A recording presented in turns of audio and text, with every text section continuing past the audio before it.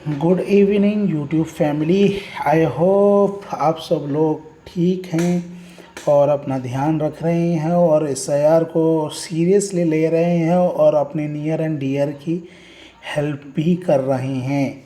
तो आज नए वीडियो के साथ आपके साथ हाजिर हूँ और इस वीडियो का आपको स्क्रीन पर देखकर पता चल गया होगा कि मैं इसमें ऑफलाइन नोटिस नोटिस को का डेमो भी दे रहा हूँ और उसको डिबंक करके आपको समझाऊंगा बड़े आसान शब्दों में कि ये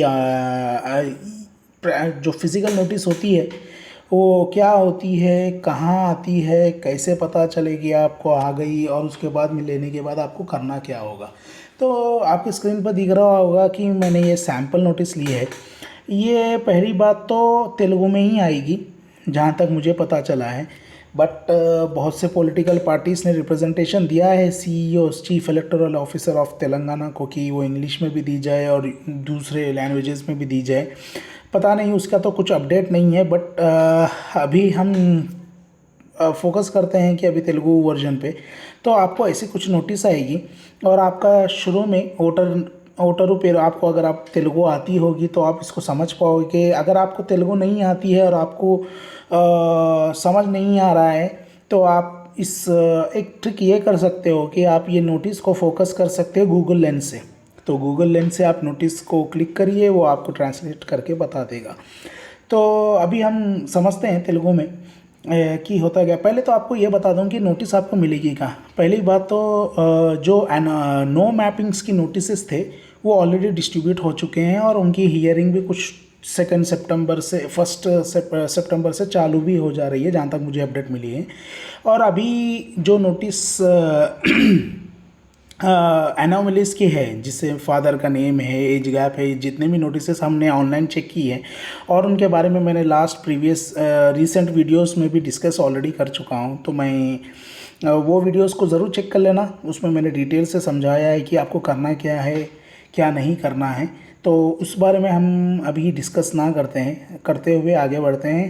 तो पहले तो आपको मिलेगी कहाँ पे नोटिस, तो बीएलओ की मिलेगी, बीएलओ के पास से मिलेगी। और ये 1 तारीख के बाद, मतलब मंडे से या मंडे के बाद से आपको बुलाकर दे दी जाएगी या आपके घर पर आकर दे दी जाएगी। Most probably they will call you and you have to read them out and collect your notice.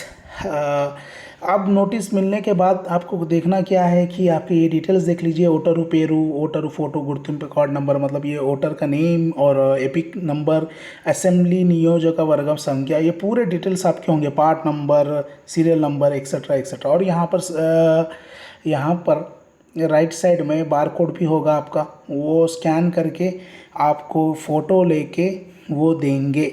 और यहाँ पर सेकंड पेज पे आपको मैं बता दूं कि ये नीचे जो रसीदू बोल के लिखे हुआ है ना, वो टीयर, मतलब वो आपको दे के फ़ोटो लेके वो नीचे की रसीद क्या है कट करके ले लेंगे, कि आपकी साइन लेकर ले लेंगे वापस, कि ताकि उनके पास प्रूफ रह सके कि आपको नोटिस दे दी गई है। तो ये प्रोसीजर है नोटिस देने का।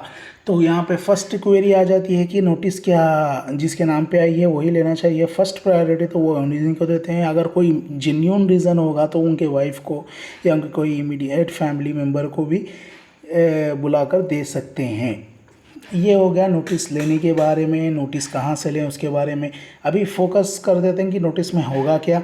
तो अभी आपको रीज़न देगा। ऊपर तो वोटर आईडी डिटेल्स डिस्कस हो गए हैं। उसके बाद यहाँ पे आपको डिटेल दे रहा है कि आपको क्यों नोटिस आई है। आपकी इन्यूमरेशन फॉर्म मिल गई है। मैं उसका एक समराइज़ करके बोल रहा हूँ कि वो जो मैं पढ़ रहा हूँ तेलुगु में। तो वो बोल रहे हैं कि आपका हमको मिल गया है इन्यूमरेशन फॉर्म, बट उसका रीज़न यहाँ पे चेक बॉक्स में दिया हुआ है। तेलुगु में देख रहे हैं आप, चेक बॉक्स में दिया हुआ है नोटिस क्यों दी जा रही है। और आपको सेकंड पॉइंट में क्या है उसके बारे में और डिटेल में समझाया गया है। उसके बाद आपको फाइनली यहाँ पर एक डेट दी गई है कि आपको कब पेश होना है और कितने बजे पेश होना है, वो स्लॉट दिया है। और यहाँ पे जो फिल इन द ब्लैंक है उसमें आपको जगह का नाम नहीं बताया गया, वो आपको बीएलओ बताएगा। आप बीएलओ के पास जब नोटिस लेंगे तो पूछेंगे कि वेन्यू क्या है हियरिंग की, तो आप वहाँ पर जाएंगे। इर्रेस्पेक्टिव ऑफ, मैंने आपको पहले ही इससे पहले की वीडियोस में बता दिया था कि irrespective of you upload your documents online और offline, you have to be at the hearing venue at any cost.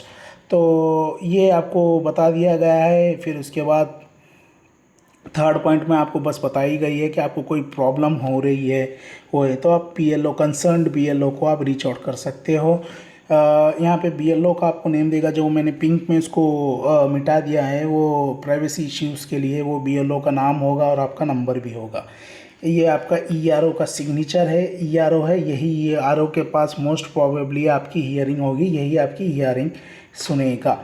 तो ये हो गया फर्स्ट पेज। उसी के साथ आप देख रहे हैं कि स्टैपल हो गया है, मतलब सेकंड पेज भी है। तो सेकंड पेज में यहाँ पर है असली गेम। यहाँ पर 13 डॉक्यूमेंट्स आपको लिस्टेड है। अब तक आपने शायद सुना था सिर्फ 11 या 12वां आधार कार्ड है, बट उसके अंदर इफ़्स एंड बट्स है, क्योंकि ये सुप्रीम कोर्ट के फैसले के वजह से डाला गया था। सुप्रीम कोर्ट जब बिहार की एसआईआर के ऊपर जो चैलेंजेस थे उसको हियर कर रही थी, सुन रही थी हियरिंग में, उसने आधार कार्ड को इंक्लूड करने का फ़ैसला दिया था, तो वो इंक्लूड हुआ है और वो इफ़्स एंड बट्स है इसके पास। मतलब ये पूरा ऑर्डर के, मतलब उसकी एक रेफरेंस दी गई है कि भाई वो किस हालात में, किन हालात में आधार कार्ड खुलेंगे। तो इसलिए आप आधार को नहीं लेकर चलिए। और 13वीं चीज़ आपको समझा देता हूँ कि अगर कोई बिहार में एसआईआर का कोई रिकॉर्ड था या आपके पेरेंट्स का था, वो भी आप इसमें इंक्लूड कर सकते हैं, क्योंकि बिहार का हो गया है। इसमें 13 डॉक्यूमेंट्स है। आप गूगल लेंस यूज़ करें या आप क्लाउड यूज़ करें या आप चैट जीपीटी यूज़ करें, आप जेमिनाई यूज़ करें, आप इसको बिल्कुल ट्रांसलेट करके समझ सकते हैं कि क्या पे डॉक्यूमेंट है। इसके बारे में हम ऑलरेडी बात कर चुके हैं और ये बिल्कुल बहुत ही बेसिक चीज़ है जो सबको पता चल चुकी है कि कौन से डॉक्यूमेंट लेना है। तो लास्ट में वो रसीद है जो मैंने इसके बारे में ऑलरेडी बता दी। तो ये थी मेरी डेमो और ओवरव्यू ऑफ फिज़िकल नोटिस की क्या होगा।